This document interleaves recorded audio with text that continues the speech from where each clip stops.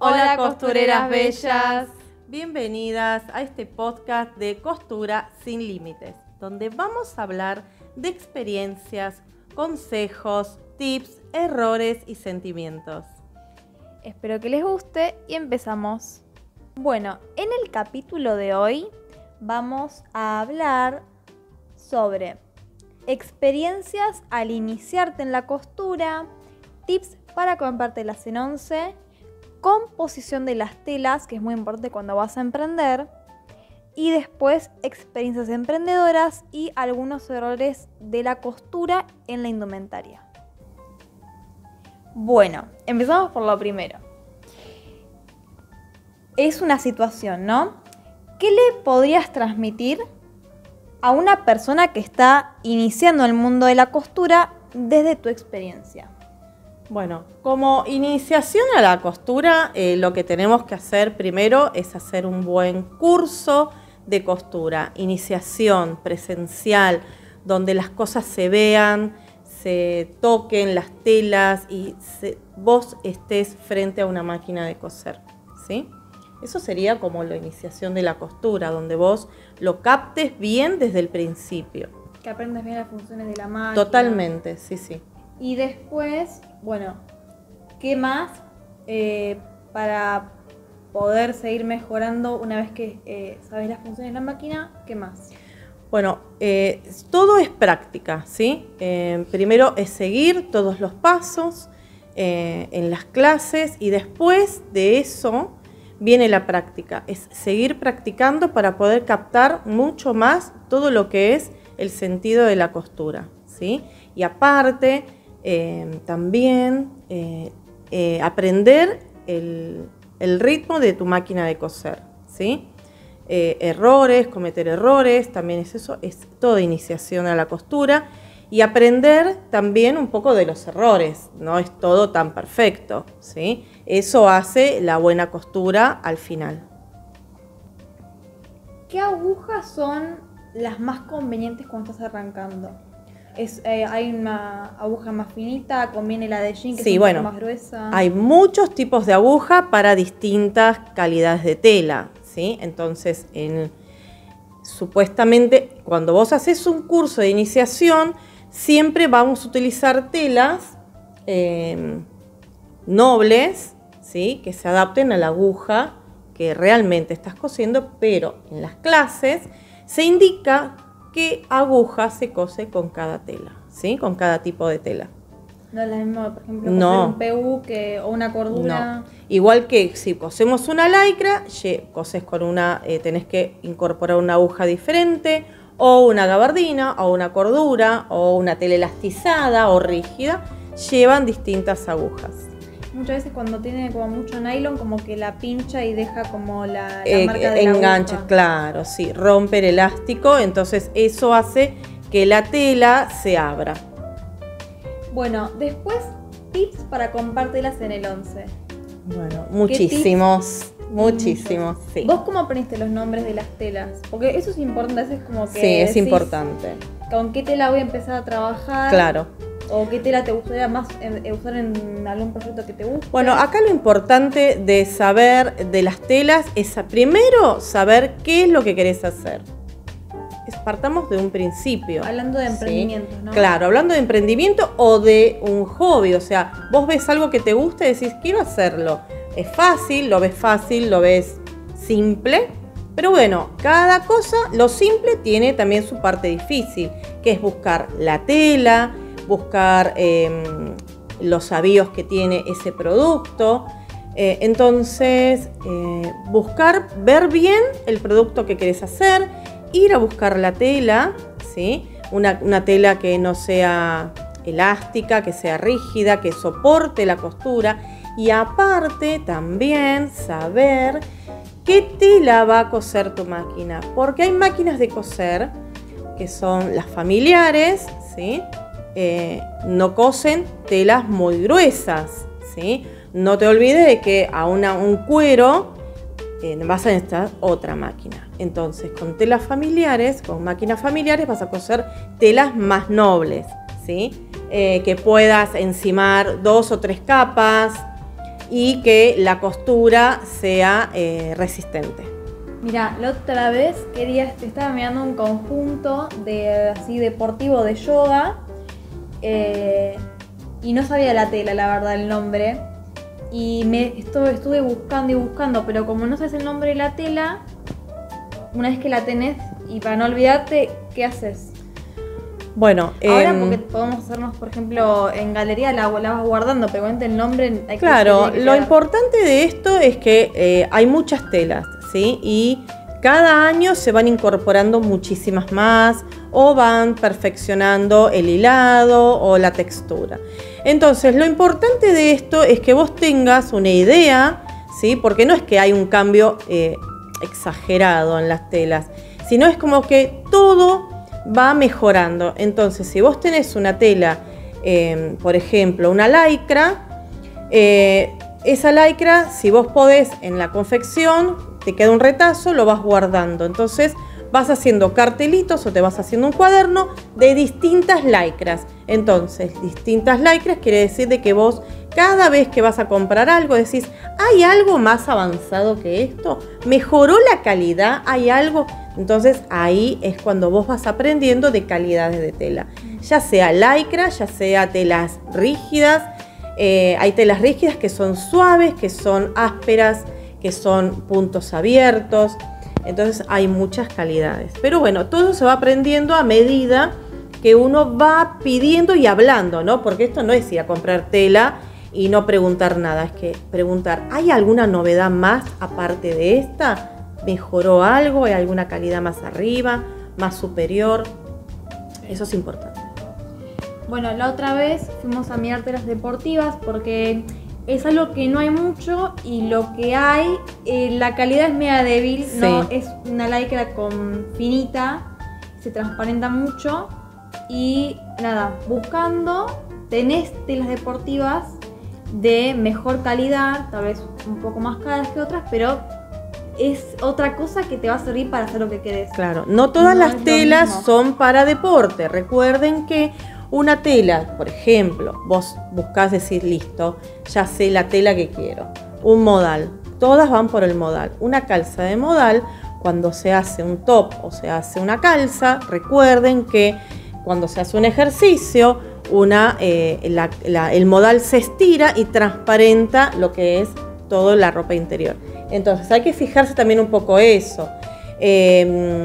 A la hora de usar lo que a la hora de usar, no todas las telas de modal son para ciertas partes del cuerpo, ¿sí? Muchas fabrican, ¿sí? Pero lo ideal es que las telas sean un poco más gruesitas y resistentes al cuerpo, ¿sí? Cuando uno hace ejercicio, las telas son más gruesitas, tienen más componente, sí, de lycra y algodón. Okay. Y después, ahora hay muchos locales que te ofrecen como telas baratas o llévate más cantidad. Claro. Que conviene comprar más cantidad y quedarte con sí, más. Yo creo que según, es según el stock que vos quieras tener, por lo que vos vas a hacer. Siempre pensando en el producto que haces. Si yo hago bolsos, listo, tengo que estar pendiente o saber qué bolsos primero voy a hacer y con qué máquina voy a trabajar, porque no todas las telas se va a bancar la máquina de coser, ¿sí? Entonces, buscar si es un PU, que sea un PU finito, y qué le vas a agregar a ese PU. Si vas a hacer una cartera simple, dinámica, o fácil de usar, simple, bueno, usas un PU simple, finito, que sea lindo, brillante, lo que sea. Podés agregarle la manijita, un avío, lo que sea, un bolsillo exterior, cosido exteriormente. No te olvides que el PU en la máquina familiar, ya si vos le vas a querer agregar un doblez, un avío y lo que sé yo, vas a tener que ir sumando capas y capas. Entonces, siempre ir pensando en lo simple, ¿no? Que siempre queda bien también. Cuando vas a arrancar, ¿no? Y quiero empezar a probar lo que voy a hacer, o si la tela me sirve, compro más. O En pruebas siempre se Pruebo. usan telas económicas como la friselina y alguna. Entonces se hace como un proyecto de muestra, ¿sí?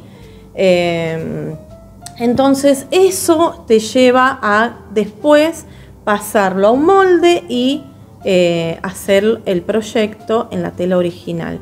Eso no llevaría ninguna pérdida de dinero. Después, una vez que te lográs lo que querés y cerrás el producto o lograste el producto que vos querías copiar, listo, vas y compras más o haces más o lo haces en otros colores. Muchas veces también compramos tela por comprar. Entonces después decimos, tenemos telas al rolete, no sabemos qué hacer con ellas, no sabemos para qué sirve. Entonces eso está bueno también saber para qué vamos a comprar la tela. Porque por ahí vos encontrás tela, como hay mucho, no sé, 1 metro de tela por 500 pesos, ¿sí? O todo por tanto dinero. Entonces vos vas comprando metros y metros de tela, agarras un cajón, empezás a sacar tela, pero en realidad lo bueno es que te sirva después y que sepas hacer con ese retazo de tela, que te fijes la elasticidad, si te va a servir, porque hay telas que por ahí son baratas, son elásticas, pero en realidad no te van a servir para el producto que vos quieras darle al final, ¿sí? Y bueno, si te sirve, mejor todavía. Entonces fijarse la elasticidad, la rigidez de la tela, el estampado es muy importante también. No porque sea barata, vos compres estampados que después no sabés qué hacer. Hay estampados que yo he comprado. Yo he comprado estampados que por ahí decía, no, este estampado no me pega ni ahí. Pero yo me lo compraba porque había algo en ese estampado que no sabía qué era, si era el color o algo que tenía, que a mí me atraía. Entonces yo lo compraba. Pero después yo decía, no, con esto no pega, esto no da, no, este estampado. Pero yo después saqué un producto, dije, algo voy a hacer con este estampado. Hice una bolsa y un neceser, que era lo que me había dado el resultado de 1 metro de tela. Lo que quedó, porque el estampado abierto en 1 metro de tela, sin confeccionar, es muy diferente al verlo confeccionado. Entonces, a veces hay que fijarse bien el estampado. Si el estampado te llama, compralo y confeccionalo y vas a ver que es la verdad. Yo te digo, he comprado estampados que me llamaba la atención, lo compraba, pero después decía, no me gusta todo el paño abierto. Pero confeccionado cambia muchísimo. Sí. Es loco, también, pero es así. Cuando compramos telas baratas que no estén falladas ni nada, porque muchas veces hay... Sí, eso es lo barato, ¿no? Que están pegoteadas. Eso es lo barato. Por ejemplo, me ha pasado que yo he revuelto cajones, ¿sí? Cajas de tela. Decía, esta. Y después me di cuenta que había comprado muchos metros de tela, ¿sí? Que era lo que había ahí, tela como pisoteada, que hay telas que están apoyadas en el piso, entonces esas telas son las que están en los cajones. Resultó ser una tela con el pegamento, ¿sí? Que vos planchabas y era la tela de forrería. Sí. Espectacular. No lo podía creer. Era una tela importada. Y a mí me la vendieron como una gabardina, así, toma, llévatela, ¿entendés? O sea... Bueno, eso es lo importante. Y no la vi nunca más. ¿Qué hay ahora? La friselina de entretela que vos la podés planchar. Pero esto era un algodón divino que era para confección de ropa, ¿sí? Entonces era mágica. Bueno, esto que lo podemos combinar con lo de composición de telas, ¿no? Claro, sí, del saber. A veces, ahí yo me recorté un pedacito de ese retacito y lo guardé porque era un algodón con el pegamento de entretela, ¿sí? Que era para indumentaria, pero todo se va aprendiendo a medida que uno va sabiendo y aprendiendo un poco de todo. Bueno, también esto es lo que te sirve para de repente ves otra oportunidad o ves algo que los demás no están viendo y vos sabés tal lo cual. que vale y está bueno. Sí. Bueno, la idea es fijarse acá, es fijarse, tocar mucho las telas. Si hay mucha gente, vendedores, que necesitan, bueno, los dueños de los locales de tela obviamente necesitan vendedores y los vendedores no saben todo. Nosotras por ahí sabemos menos, entonces investigar, chicas. Investigar y tocar la tela. Bien. Composición de telas. Bueno, acá pusimos un poquito de depende del uso que le vas a dar. Sí. Si vas a fabricar y no sabes qué tela elegir, tienes que preguntarte a quién le vas a vender tu producto. O también funciona para algo de hobby, ¿no? Porque también cuando estás iniciando, hacer productos que de verdad te sirvan y cumplan una función, o sea, no... Y que tenga un buen formato también, porque no todas las telas son para hacer todos los productos que uno ve en todos lados. Bueno, también hay corduras que no tienen la misma rigidez que por ahí te da otra. Sí. Por ejemplo, las gabardinas. Antes que la cordura que está entró en el mercado, la cordura estampada, que es muy bonita y tiene muy lindo formato, igual que los nylon cristales, las gabardinas eran nuestro principio de todo, ¿sí? Gabardinas, lienzos, el lienzo queda muy bonito, pero las gabardinas ahora podemos utilizarlas para millones de cosas, tanto indumentaria como vistas de saquitos, ¿sí? Combinados. Tenemos tutoriales donde yo combino gabardinas de algodón estampadas con otra mezcla de género y sacamos un saquito de verano. Hay gabardinas estampadas muy bonitas que son también para bebés, que se hacen saquitos y pantaloncitos. Hay una nueva gabardina que es gabardina acrílica que es más muy rígida bonita. que algunas corduras, porque es bastante dura. Sí, y es muy bonita para hacer todo lo que es bolsas,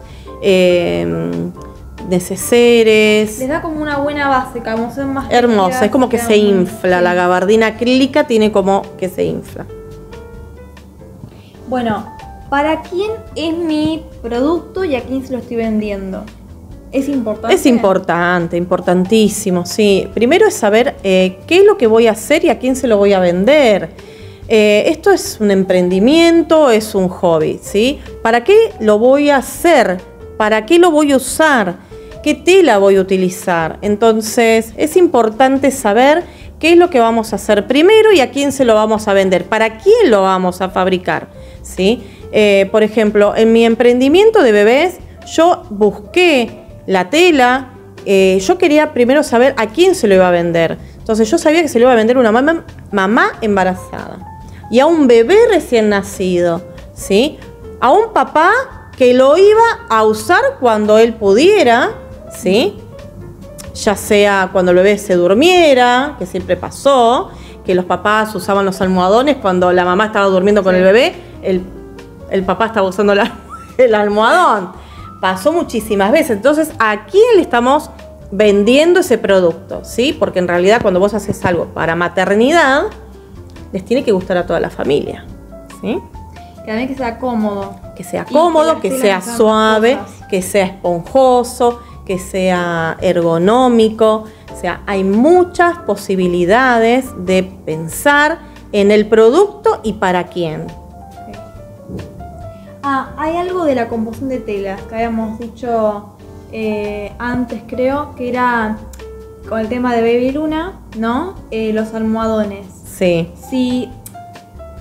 Una experiencia, sí. Bueno, mi experiencia cuando yo empecé a hacer un almohadón para bebés recién nacidos. De ¿sí? modal, digamos. Claro, yo empecé siempre por mí.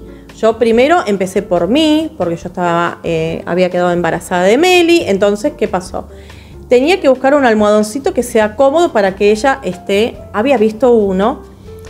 No había mucho internet, entonces yo buscaba en palabras, tenía una vecina muy copada, entonces buscaba palabras en inglés. Entonces, almohadón era pillows, maternidad, de maternity. Entonces, salían un montón de cosas y de ahí empecé a inspirarme en un almohadón. Voy a comprar la tela y yo dije, quiero que sea un almohadón simple, que sea ergonómico, que sea suave, que apoye a mi hija y que sentía que estoy arriba de una nube.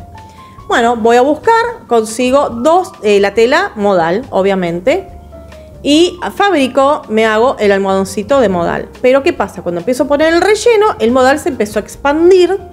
Entonces me quedó una cosa gigante, gigante, gigante. Dije, listo, el próximo algodón que me haga va a ser de batista para relleno y modal por afuera.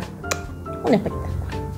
Divino. Ahí la pegué y empecé a fabricar ese almohadón para todos. Dije, no, si mi bebé está cómoda acá, la batista jugaba al ser redondo, jugaba como un corte al bies. Entonces quedaba una cosa genial. Y contrastaba, ¿no? También las partes que tenían que tener elasticidad y las que no. Sí, pero quedaba muy bonito porque al cortarse en redondo quedaba, y tener un huequito en el medio, quedaba como un estilo al bies, ¿sí? Entonces generaba una elasticidad media, hermosa, que pegaba perfecto con la funda de modal, quedaba suave, quedaba divina. Y bueno, y ahí empecé yo a crecer con este emprendimiento mío de bebés, con este estilo de almohadones. Bueno, ahora vamos a hablar de qué consejos podés darme si quiero empezar a coser indumentaria básica.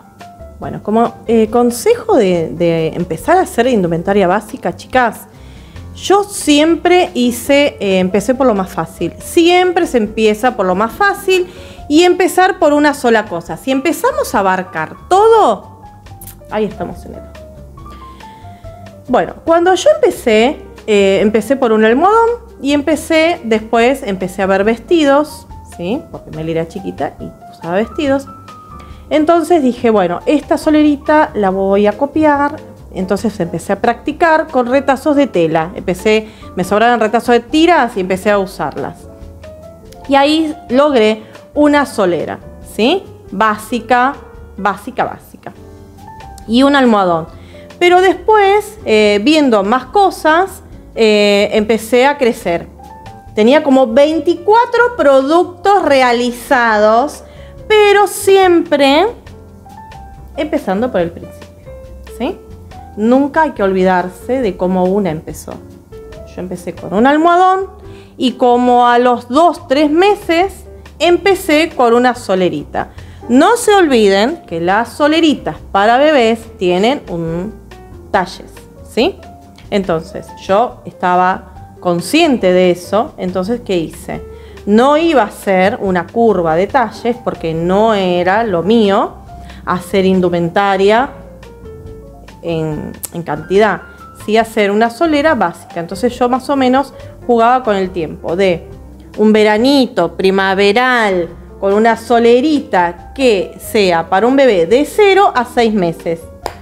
Único talle, ¿sí?